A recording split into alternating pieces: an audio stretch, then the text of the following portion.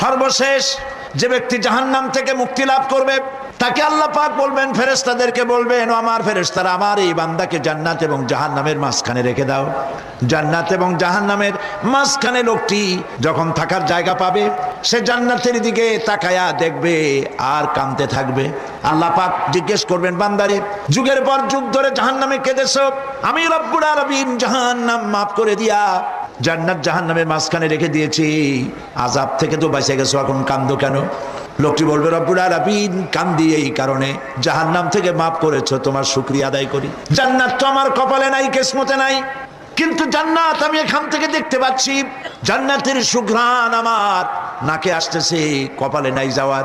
আমি কাঁদি এই জন্য, তুমি যদি মেহেরবানি করে আমাকে জান্নাতের দরজার কাছে একটু দাঁড় করায় দিতা, প্রাণ ভরে তোমার জান্নাতের দৃশ্যটা একটু দেখতাম। আল্লাহ পাক তার আরজি পূরণ করবেন, বলবেন যাও, ফেরেশতাদের বলবেন এর জান্নাতের দরজার কাছে দাঁড় করায় দাও। জান্নাতের দরজার কাছে দাঁড়িয়ে লোকটি আবার কান্না শুরু করবে। আল্লাহ পাক প্রশ্ন করবেন, এবার কান্দো কেন? লোকটি বলবে, রব্বুল আলামিন কান্দি এই কারণে, জান্নাতের এই দরজায় দাঁড়াইয়া জান্নাতের অফুরন্ত নেয়ামত কিছুই ভালো করে দেখা যায় না, শুধু অল্প জায়গা দেখি। যদি তুমি আমারে দয়া করে জান্নাতের মাঝখানে দাঁড় করায় দিতা, চতুর্দিকে তাকায়া তাকায়া দেখা কলিজারে ঠান্ডা বানাইতাম। তবে আমি ওয়াদা করি, জান্নাতের কোনো নাজ নেয়ামত, কোনো ফল আমি খাবো না, ধরবো না, সইব না।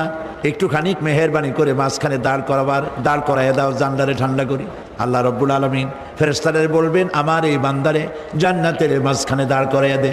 আল্লাহর নবী বলেন, জান্নাতের মাঝখানে দাঁড়িয়ে লোকটি আগের চাইতে আরো জোরে চিৎকার মেরে কাঁদতে থাকবে। আল্লাহ পাক বলবেন, বান্দারে কি হলো তোর? দরজার কাছে আসতে চাইছিলি, আইনা দিলাম। এবার মাঝখানে আসতে চাইছো, তাও এনে দিয়েছি, আবার কান্দো কেন? লোকটি বলবে, রব্বুল আলামিন এবার কান্দি এই জন্যে, তুমি যখন দয়া করে একটিবার জান্নাতের মাঝখানে এনে আমাকে দাঁড় করায় দিয়েছো, তুমি রহমান রহিম গফুরুর রহিম, এই জান্নাত থেকে আবার আর বাইর করে দিও না। আল্লাহ রাব্বুল আলামিন বলবেন, ও আমার বান্দারে, আমার এই জান্নাত তোর খুব পছন্দ হয়েছে নাকি?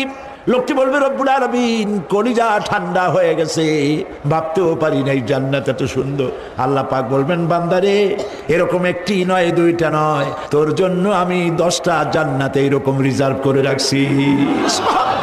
জান্নাতীদেরকে রিসিপশন দেওয়া হবে। জান্নাতীরা যখন আল্লাহর হুকুমে জান্নাতের দিকে যেতে লাগবে, আর যখন জান্নাতের কাছে চলে যাবে, আল্লাহ রাব্বুল আলামিন শোনায় দিচ্ছেন, হাত্তা ইযা জাউহা ফুতিহাত আবওয়াবুহা ওয়া ক্বালা লাহুম খাজানাতুহা সালামুন আলাইকুম তিবতুম ফাদখুলুহা খালিদিন। সুবহানাল্লাহ। জান্নাতীরা যখন জান্নাতে প্রবেশ করার দরজার মুখোমুখি হবে, দ্বার রক্ষীগণ তখন বলবে, সালামুন আলাইকুম, আল্লাহর শান্তি তোমাদের উপরে বর্ষিত হোক। দুনিয়ার টাটকা টাটকা সুখগুলি 2 পা দিয়ে ঠেলে দিয়েছো, টাটকা সুখগুলি গ্রহণ করো নাই, হারাম খাও নাই, আল্লাহর দ্বীন কায়েমের জন্য রক্ত দিয়েছো, জীবন দিয়েছো, কষ্ট করেছো, আল্লাহকে ভয় করেছো, আমাদের সালাম গ্রহণ করো, জান্নাতের মধ্যে ঢুকে যাও চিরকালের জন্য। সুবহানাল্লাহ। আর বাইরে হওয়া লাগবে না, চিরকাল এই জান্নাতের মধ্যে তোমরা বসবাস করতে পারবে। আল্লাহ রাব্বুল আলামিনের ফেরেশতারা